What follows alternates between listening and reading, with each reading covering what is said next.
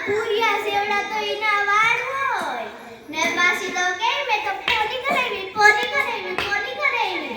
અત્યારની બાયુને તો ચોટીલાને ડુંગર સેવડો માથે પર્વતનો ટેકરો હોય પાછી તો કે મે તો પફ કરાવ્યો અત્યારની બાયુને તો